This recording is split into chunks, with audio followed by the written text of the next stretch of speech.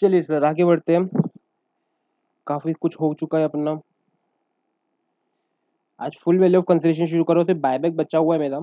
Buyback का थोड़ा सा टॉपिक बचा हुआ है। सर पहला टॉपिक, पहला सेक्शन मेरा 45। सर पूरा का पूरा ये कवर हो जाएगा आपका। 45 सेक्शन है फुल वैल्यू ऑफ कंसिडरेशन। तो नॉर्मली आपको एग्जाम में 45 ही लिख के आना है और सर कॉस्ट ऑफ एक्विजिशन के लिए 49।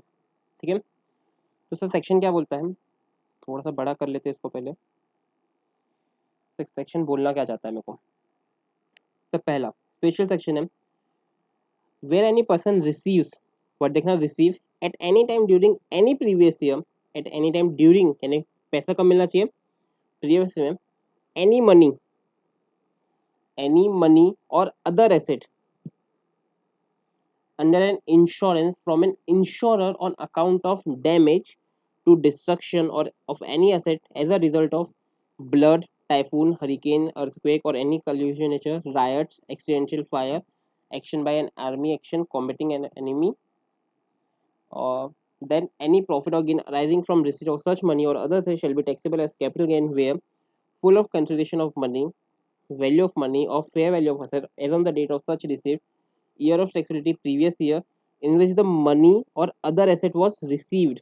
इसको 100 बार अंडरलाइन कर लो इस रिसीव वाले वर्ड को। ठीक है। where asset is destroyed and there is no insurance or insurance compensation is not received, neither section 41 nor section 45 will be attracted. The cost of asset destroyed shall be treated as dead loss. But if any insurance claim is received, it will amount to transfer as per section 45(1)(a). चलिए sir शुरू करते हैं फिर। होता क्या है sir, कुछ समझ में आया कि इतना सारा रीड करे अपन, इतना सारा सर रीड करे, कुछ भी दिमाग में घुसा क्या? सब घुसा क्या? जल्दी से सोचेंगे, मेरे को बताएंगे। सब घुसा होगा तो बहुत अच्छी बात है, सर नहीं घुसा होगा तो बहुत बुरी बात है। जल्दी से घुसाओ, बताओ मेरे को क्या बोलना चाहता है। 45(1)(a), 45(1)(a) सर लेके आता है मैं आपको, बहुत इंपॉर्टेंट है। 45(1)(a सेक्शन याद रहेगा तो अच्छी बात रहेगी। सर क्या बोलता है कि आपका कैपिटल एसेट होना चाहिए, प्लस ये सेक्शन बोलता है कि डिस्ट्रॉय होनी चाहिए। दूसरा चार्जिंग सेक्शन जैसे ही आपका बात समझना, आपका चीज क्या होना चाहिए, कैपिटल एसेट होना चाहिए, प्लस डिस्ट्रॉय होना चाहिए, प्लस उसका आप लोगों को इंश्योरेंस मिलना चाहिए, इंश्योरेंस का क्लेम मिलना चाहिए, प्लस क्या मिलना चाहिए, इंश्योरेंस क्लेम मिलना चाहिए। तब क्या होगा, आपका 45(1)(a) आपको लगेगा। तब आपको 45(1)(a) लगेगा। मतलब क्या क्या सर, सर कैपिटल एसेट होना चाहिए, सर डिस्ट्रॉय होना चाहिए, प्लस आपको इंश्योरेंस का क्लेम मिलना चाहिए, प्लस आपको इंश्योरेंस का क्लेम मिलना चाहिए। बात समझ में आई? सर टैक्सेबल कब होगा? सर टैक्सेबल की बात नहीं सर, समझा ही नहीं आप, अभी तक कहाँ आगे बढ़ रहे हो, समझो तो सही। सर आपको जैसे बोल रहे थोड़ा करो तो सही। सर मान लो कि ये है, सर यहाँ पे मैंने कोई वर्ड टिक कराया, ये रिसीव, तो मैं ट्राई करता हूँ हाईलाइट करने का।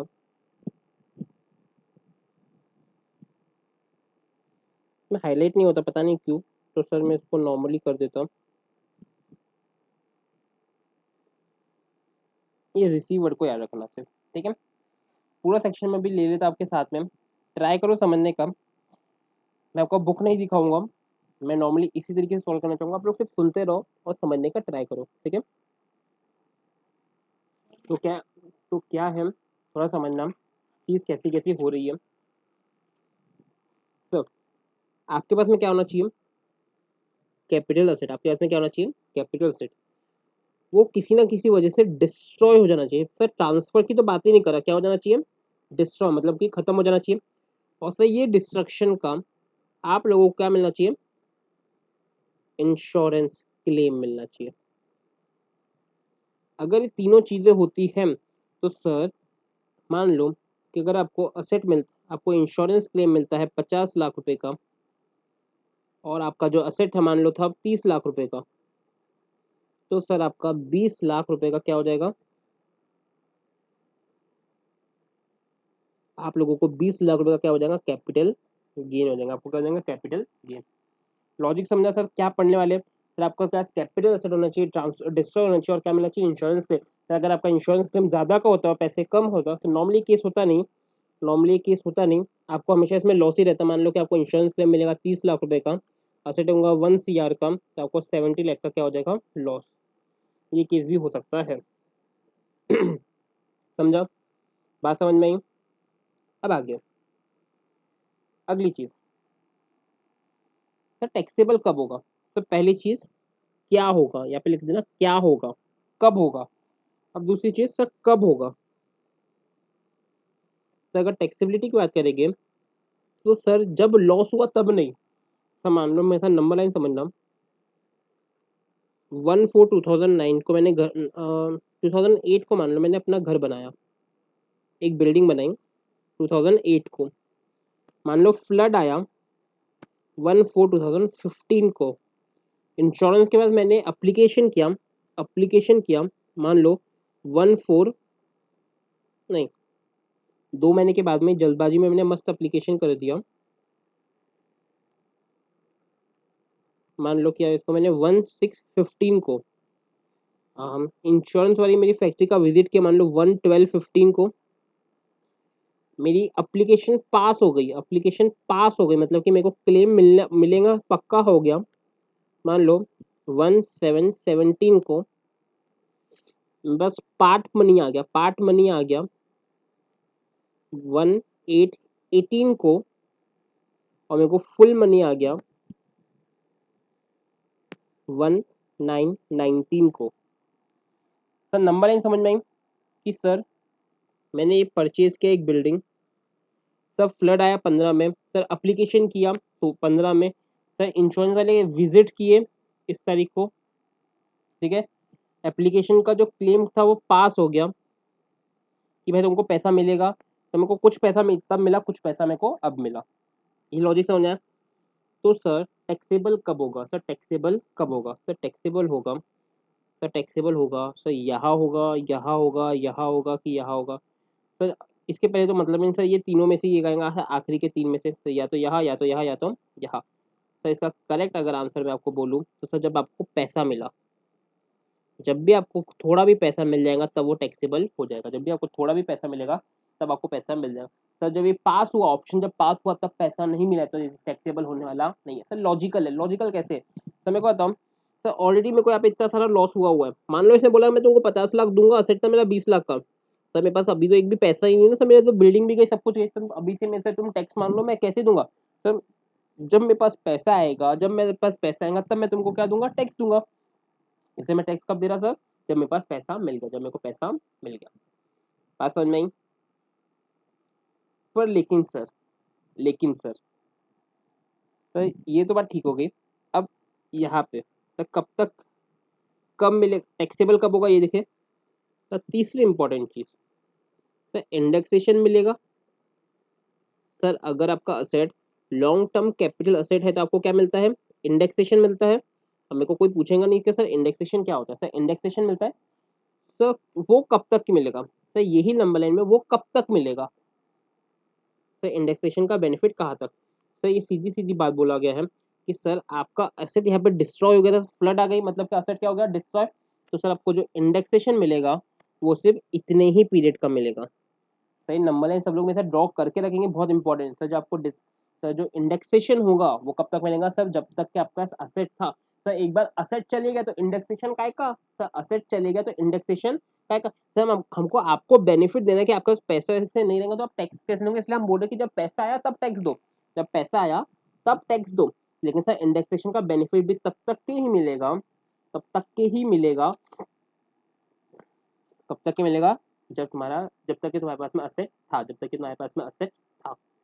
बात समझ में आई अच्छे से, कोई दिक्कत, कोई परेशानी नहीं, से समझ में आ गया, नहीं से समझ में आ गया।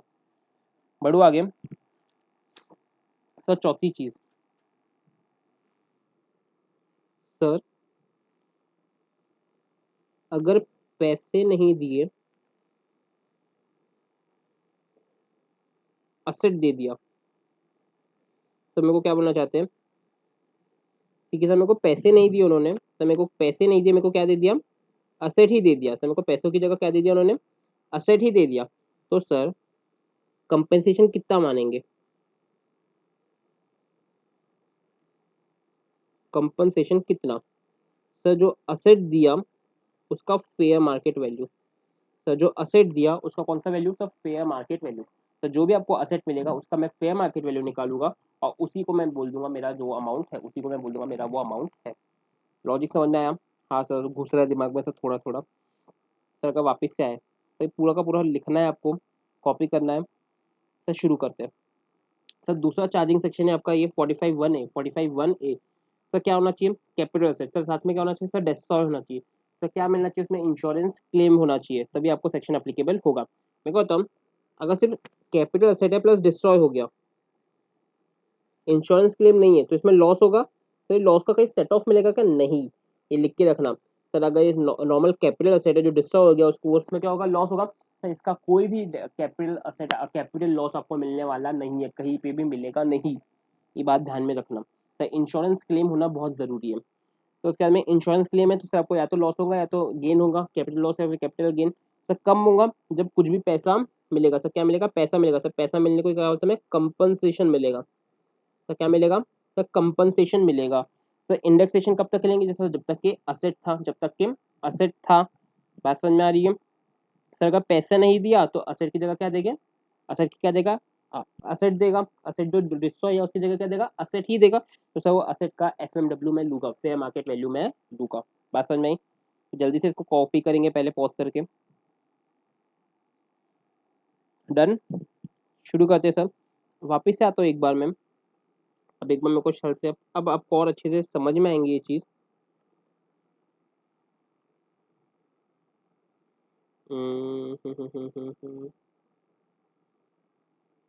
एक सेकेंड ना।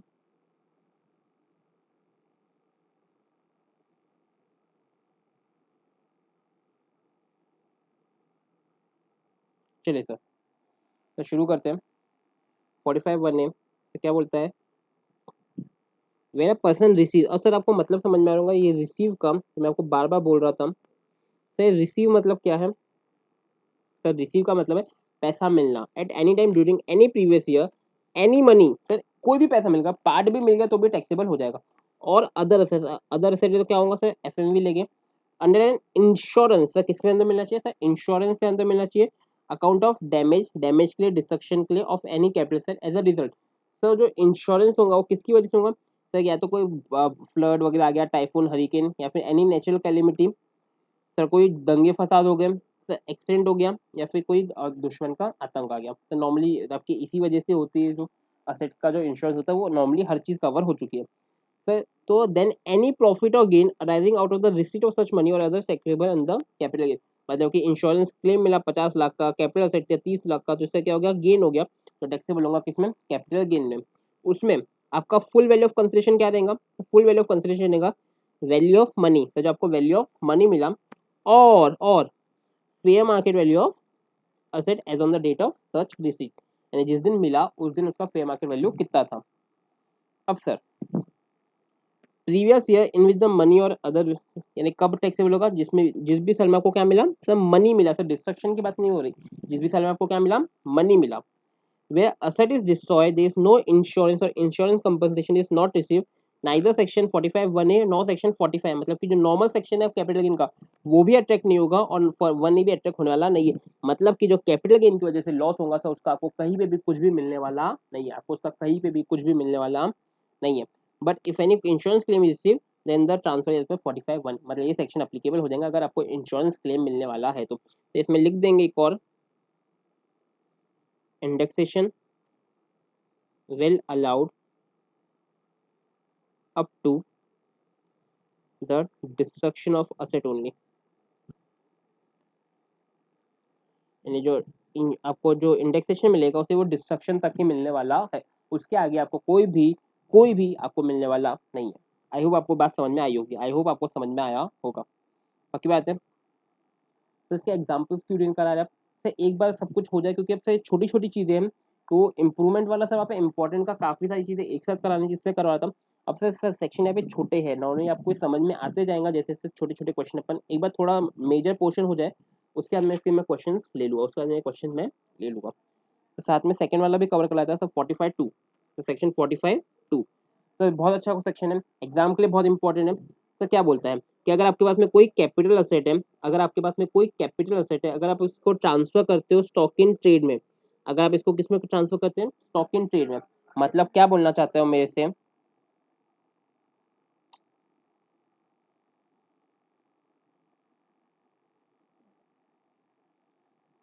कहाँ पे था मैम, कि सर अगर आपके पास में कोई भी कैपिटल गेन है, मान लो कि मैं पहले, मेरे पास में 5 घर है, मेरे पास में कितने घर है, 5 घर है मेरे पास में। एक दिन मैं रात को सोया, सुबह उठ के बोला कि भाई आज से तो मैं घर बेचूंगा अपने। सर पहले मेरे कैपिटल असेट थे 5 घर, सर 5 घर क्या थे मेरे कैपिटल असेट थे पहले। सर अब मैंने सोचा कि नहीं यार, बहुत मेरे पास बहुत सारे घर हो गए, एक काम करते हैं अपन रियल स्टेट का काम शुरू करते हैं, एक काम करते हैं अपन किसका काम शुरू करते हैं, रियल स्टेट का काम शुरू करते हैं। तो सर जो ये 5 घर अब मेरे थे पहले कैपिटल असेट थे, सर एक दिन में दुनिया बदल गई, सर सब कुछ बदल गया। ये 5 मेरे क्या हो गए, स्टॉक इन ट्रेड, सारे के सारे क्या हो गए मेरे, स्टॉक इन ट्रेड। बात समझ में आ रही है, सारे के सारे मेरे क्या हो गए, ये स्टॉक इन ट्रेड हो गए।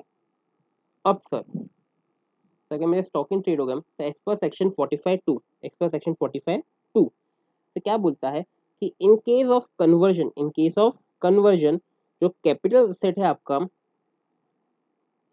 in case of conversion of a capital asset into or its treatment by the owner as stock in trade, by the owner as in stock in trade of a business carried on by him, the profit or gain shall be chargeable to the capital gain where, तो इसको capital gain मानेंगे, लेकिन sir कैसा, sir full value of consideration मतलब क्या, full value of consideration क्या लेंगे, fair market value of the asset as on the date of conversion और ट्रीटमेंट।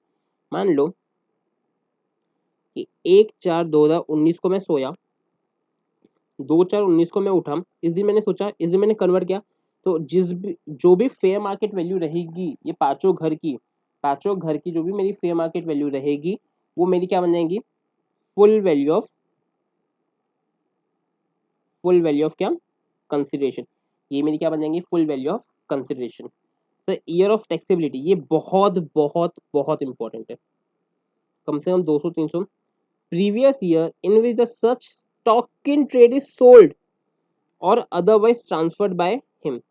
सब मतलब क्या बोलना चाहे, ये नंबर है आराम से समझना।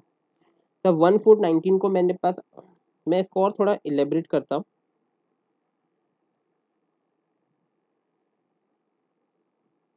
सर बात समझना, तो चीज़ क्या हुई, 1/4/2008 मैंने घर परचेज किए 5, ठीक है। उसके बाद में 1/4/2017 मैंने इसको कन्वर्ट किया, किसमें कन्वर्ट किया, स्टॉक इन ट्रेड में। तो 1/4/2019 तो मैंने स्टॉक इन ट्रेड बेचा, मैंने स्टॉक इन ट्रेड को क्या किया, बेचा। तो समय जब स्टॉक इन ट्रेड को बेचा तो ये कहाँ पे टैक्सेबल होगा, सर टैक्सेबल होगा पीजीबीपी में। तो कहाँ पे टैक्सेबल होगा, सर पीजीबीपी में, जो भी प्रॉफिट और गेन हुआ होगा। सर लेकिन ये जब कन्वर्जन किया मैंने इसको स्टॉक इन ट्रेड में, तो इसको ट्रांसफर बोला गया है, इसको क्या बोला गया है सर, ट्रांसफर बोला गया है। अगर आप कोई भी अपने स्टॉक इन ट्रेड को ट्रांसफर करते हो स्टॉक इन ट्रेड में, इसको क्या बोला गया, ट्रांसफर। मतलब सर सेक्शन 45(1) सर क्या आपका कैपिटल एसेट था वो, हाँ सर घर मेरा कैपिटल एसेट था, क्या वो ट्रांसफर था, हाँ सर वो ट्रांसफर था, मतलब इसमें कैपिटल गेन और लॉस निकलेगा। सर दिक्कत है, सर निकलेगा तो सही सर, लेकिन टैक्स कब लगाएंगे, सर टैक्स मैं यहीं पे लगाऊंगा, ये बहुत इंपॉर्टेंट चीज पढ़ा रहा हूँ।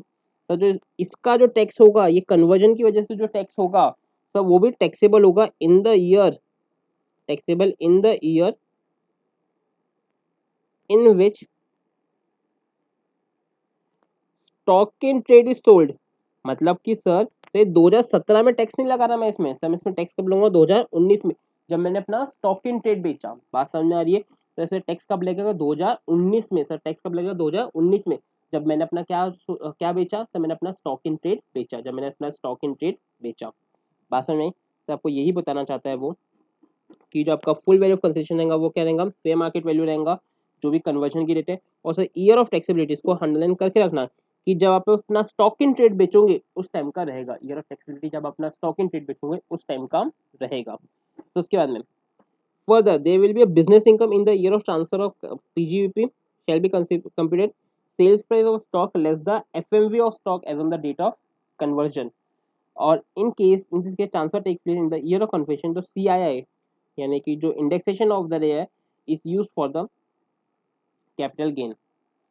सर बहुत सारी चीज़ें हैं, बहुत सारी चीज़ें हैं, मैं आपको सब कुछ बताऊंगा सर कैसे कैसे हो रहा है। तो ये नया सेक्शन है, ये भी बहुत इंपॉर्टेंट रहेगा। इसका कुछ एक क्वेश्चन करा रहा हूँ मैम, एक क्वेश्चन करा रहा हूँ, समझना।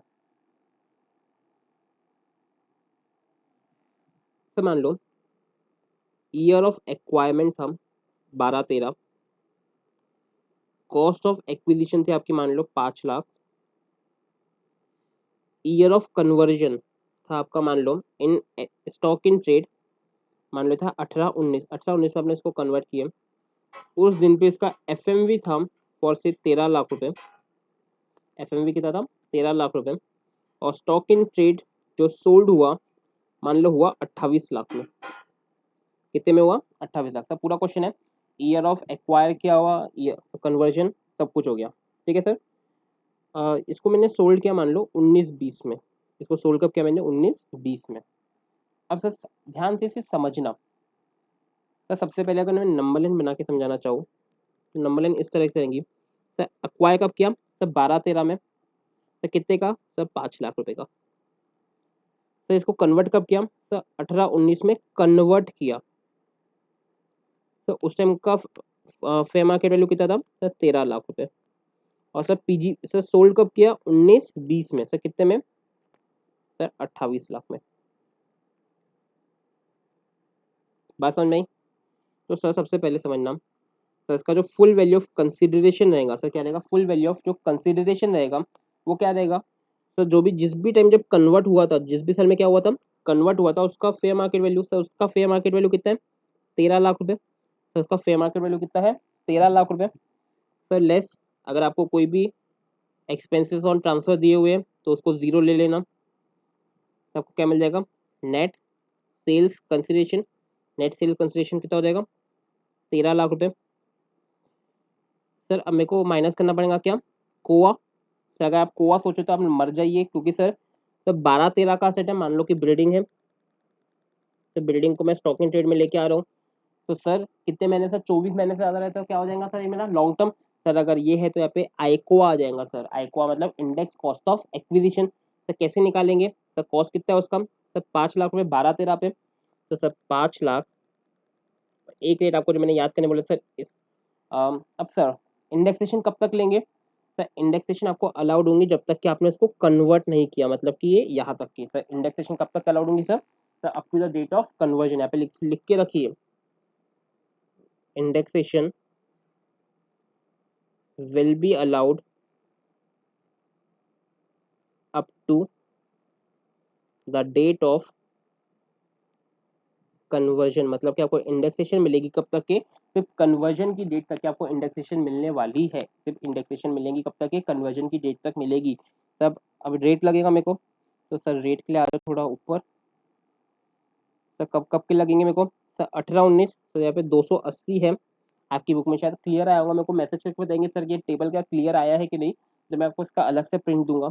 और सर मैंने खरीदा कब था सर 12-13 में, मतलब कि यहाँ पे कितना है 200, यहाँ पे कितना है 200, आपको दिख नहीं रहा होगा, मैंने यहाँ पे इसलिए लिख दिया है तो 280 और 200 पक्की बात है। तो सर यहाँ पे मैंने लिखा 280 डिवाइडेड बाय 200, सर कितना आ जाएगा मेरा ये, सर ये कुछ 7 लाख आ रहा है। तो सर मेरा लॉन्ग टर्म कैपिटल गेन कितना हो जाएगा 6 लाख रुपए का। लॉन्ग टर्म कैपिटल गेन कितना हो जाएगा सर 6 लाख रुपए का। सही होगा कैपिटल गेन वाले उसमें सर, लेकिन मेरे को पीजीबीपी में भी इनकम होगी। सर पीजीबीपी में कितना सर, कितने में बेचा मैंने 28 लाख में बेचा। सब कॉस्ट कितनी थी सर, कॉस्ट कितनी थी सर, जहां तक कि वो टैक्स हो चुकी सर 13 लाख तक के टैक्स लग चुका है, मैंने आपको पहले ही समझाया था सर, याद करो स्वेट इक्विटी। सर 120 मैंने कंपनी को दिए प्लस 80 मेरे को टैक्स लगा चुका था मैं, यानी 1200 प्लस 800 वाला। तो सेम यहाँ पे सर 5 लाख का चीज था, तो 5 लाख पे तो ऑलरेडी टैक्स हो चुका था, तो यहाँ पे मैं 13 लाख तक के कैपिटल गेन दे चुका हूँ, तो 13 लाख रुपए का मैं उसको अपना सेल वैल्यू मान के कैपिटल गेन दे चुका हूँ 13 लाख तक। यानी मेरा यहाँ पे कॉस्ट क्या हो जाएगा पीजीबीपी के लिए, मेरा जो कॉस्ट रहेगा वो कितना हो जाएगा सर 13 लाख रुपए। मतलब मेरा पीजीबीपी में कितना टैक्सेबल होगा सर 15 लाख। पीजीबीपी में कितना टैक्सेबल होगा सर 15 लाख। सर मेरे को तो ये टैक्सेबल दोनों ही कौन से ईयर में होंगे ये सबसे इंपॉर्टेंट रहेगा, इसको ऐसा लिख के रखना है, ऐसा बादल बना के, ईयर ऑफ टैक्सेबिलिटी। तो मेरे को ईयर ऑफ टैक्सेबिलिटी बताइए जल्दी से सर, दोनों ही ईयर ऑफ टैक्सेबिलिटी रहेंगी 19-20। यहाँ पे एक और बादल बनाना, nothing shall be taxable in 1819। Sir 1819 में कुछ भी टैक्सेबल होने वाला नहीं है सर, 1819 में कुछ भी टैक्सेबल होने वाला नहीं है, तो मतलब कि ये वाली डेट पे कुछ भी टैक्सेबल होने वाला नहीं है। तब इसका वापस से लॉजिक, सर पूरा पढ़ लिया, हर चीज हो गया, फिर लॉजिक तो बताओ। सर मेरे को बताओ, सर मेरे पास असेट था, मैंने 18-19 में स्टॉक में वो किया, सर कन्वर्ट तो कर दिया, लेकिन मेरे पास आज की डेट में पैसा है क्या? सर कन्वर्ट हुआ ना, बिका क्या? सर मेरे पास आज एक घर है, मान लो, ये पहले लिख लो पूरा, फिर मैं आपको लॉजिक समझाता हूँ। मेरे ख्याल से ये तो हो गया था, ये वाला कर दे अपन। मैं आपको लॉजिक समझाता हूँ, आप लोग पहले लिख लो इसको। लिख लिए? सर लॉजिक समझना मेरे साथ में। सर मैं, ये मेरा घर है, मैं आज यहाँ पे सोया हुआ हूँ मस्त, मैं ऐसा सोया हुआ अपने बेड पे मस्त, खटाटे वटाटे मार के अपन सोए हुए हैं। सीन क्या हुआ, मैंने रात को एक सपना देखा, यार धंधा करना है, यार क्या करना है, धंधा करना है, जितने घर बेचे अपन रियल एस्टेट का काम शुरू करते हैं, अपन धंधा करेंगे। अगले दिन मैं उठा, मैंने अपने जितने भी थे उसको कन्वर्ट कर दिया स्टॉक। सर कन्वर्ट करना क्या, मैंने सोच लिया, मन में सोच लिया कि अब मैं आज से क्या करूंगा, स्टॉक इन ट्रेड करूंगा, मन में सोच लिया स्टॉक इन ट्रेड करूंगा। सर मेरे को तो कल से आज तक के क्या बदला, कल से आज तक क्या चीज बदल गई? तो एक ही चीज बदली, मेरी सोच। सर कल तक के वो मेरे असेट पड़े थे, आज वो मेरा क्या होगा, स्टॉक इन ट्रेड। सर क्या मेरे लॉकर में या मेरे बैंक अकाउंट में कुछ पैसा आया क्या? बैंक अकाउंट में कुछ पैसा आएगा? सर नहीं आया, सर वो जितना था उतना ही है, कुछ फर्क पड़ेगा नहीं। सर मैं अगर मेरे पास आज मित्रों आ गया, मेरे को मोदी जी आए, मोदी जी अपनी दाढ़ी लेके आए, बोले कि बेटा मेरे को पैसे दो, मेरे को टैक्स चाहिए, तो अपन मोदी जी को क्या बोलेंगे, तो मोदी जी अभी तो पैसे है नहीं, फिर मैंने सोचा हूँ जब पैसे आएंगे तब दूंगा। तब मोदी जी रोज आएंगे कि तुम्हारे घर पैसे दे, पैसे दे, पैसे दे, उनको ये काम है क्या? नहीं। तो सर प्रोविजन ही उन्होंने ऐसा डाला कि जब स्टॉक इन ट्रेड को तुम बेचोगे, जब स्टॉक इन ट्रेड को तुम बेचोगे, उससे जो पैसा मिलेगा, उससे जो पैसा मिलेगा, तो वो आपका टैक्सेबल होगा, तो वो आपका टैक्सेबल होगा। तो कौन सी ईयर में, जिस साल में तुम बेचोगे, तो क्योंकि एक्चुअल में जब पैसा रहेगा वो कब आएगा, जब आप स्टॉक इन ट्रेड को बेचोगे। यहाँ पे समझो, तो यहाँ पे 18-19 में कन्वर्ट हुआ था, तो पैसा कब आया, 18-19 में कि 19-20 में? तो पैसा तो 19-20 में आया, तो पैसा कब आया, 19-20 में आया। बात समझ में आ रही है? लॉजिक समझा क्या? क्लियर है? इससे मैं आपको बोलना चाहता हूँ, इसलिए आपको आपको बताना चाहता हूँ कि चीज ऐसी है कि सर पैसा जब आएगा जब वो टैक्सेबल होगा, पैसा तब आएगा जब वो टैक्सेबल होगा। सॉरी, पैसा जब पैसा आएगा तब वो टैक्सेबल होगा, मेरी बातें चेंज हो रही है। पैसा जब आएगा तब वो क्या होगा, टैक्सेबल होगा। लॉजिक समझा? हाँ सर समझ में आ गया। सर तो आपको ये एग्जाम्पल लिखना है, तो यही चीज़ पूरा का पूरा अपन ने यहाँ पे पढ़े हैं। ये वीडियो को मैं यहीं पे रोकूंगा क्योंकि यहाँ पे दो इंपॉर्टेंट सेक्शन में अपने कवर करा चुका हूँ। तो ये कि एक और इम्पोर्टेंट चीज़ है, एक और इम्पोर्टेंट चीज़ है जो अपन करेंगे नेक्स्ट लेक्चर में, उसके में अब बहुत इजी इजी चीज़ रहती है। तो यहाँ पे फुल वैल्यू ऑफ कंसिडरेशन क्या होगी सिर्फ वो बताना है, तो लॉजिक कुछ नहीं है, सिर्फ रटना है वाली बात है। तो यहाँ पे क्या है कि अगर capital gain in case of transfer of capital asset by a partner of a um और a member of a firm to AOP, मतलब क्या हो रहा है कि पार्टनर आ रहा है, अपन ने क्या किए, कोई पार्टनर आया फॉर्म में तो असेट लेके आया, पार्टनर आया पे लिख दो, पार्टनर आया असेट लेके आया, पे लिखो पार्टनर गया असेट लेके गया, पार्टनर आया असेट लेके आया, पार्टनर गया असेट लेके गया। तो जब आएगा, तो वो जब आएगा तो जो भी मैं बुक वैल्यू उसको यूज करूंगा अपने असेट में, तो जो भी बुक वैल्यू मैं अपने बुक्स में लिखूंगा वही उसका फुल वैल्यू क्या रहेगा, कंसिडरेशन रहेगा, वही फुल वैल्यू ऑफ कंसिडरेशन रहेगा। तीन चीज आवे, तब वो जब वो जाएगा तो जो उसका फेयर मार्केट वैल्यू रहेगा वो मेरा फुल वैल्यू ऑफ कंसिडरेशन रहेगा। तो क्या क्या बोले कुछ समझ में नहीं आया, तो थोड़ा रुक जाओ, सही इसको अगले लेक्चर में ले लेता हूँ। बहुत ही चिल्लर सा है, एक बार पढ़ोगे तो भी आपको समझ में आ जाएगा आराम से, हद बहुत ज़्यादा इजी है, एक बार रीड आउट करोगे तो हो जाएगा। मैंने आपको हिंट दे दी कि पार्टनर आएगा तो बुक वैल्यू ऑफ रहेंगी फुल वैल्यू कंसेशन, पार्टनर जाएगा तो उसका फुल वैल्यू कंसेशन क्या रहेगा फेयर मार्केट वैल्यू। ये दो चीजें हैं।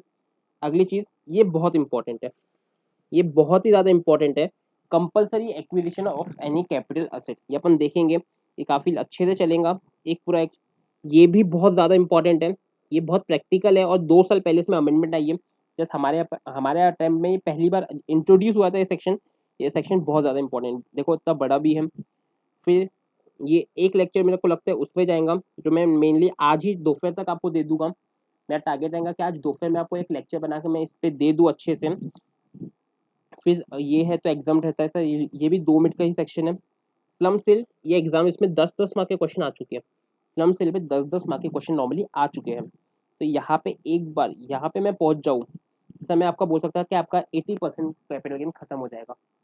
तो एक बार मैं यहाँ पे पहुंच जाऊँ तो ये खत्म हुआ, तो सर फिर तो इससे एग्जाम्शन रहेंगे। तो एग्जाम्शन ऐसे है कि इससे इससे गंदी चीज आपने कभी जिंदगी में सोची नहीं होगी। तो बहुत ही गंदी चीज है। पढ़ेंगे अपन, एग्जाम्शन मेरे को बिल्कुल पसंद नहीं आए थे कभी इसके पढ़ने में। तो 1 साल 2 साल 3 साल बहुत वाहियात थे, पर अभी तक जितना पढ़ा है, मैं आपको आज 1.5 से 2 घंटे के लेक्चर दूंगा। अभी जितना भी आपने पढ़ा है उतना आपको पढ़ना पड़ेगा। आपने अभी जितना भी पढ़ा है उसको अच्छे से रीड आउट करो और समझो क्या क्या चीज़ें हैं। ठीक है, चलिए, थैंक यू।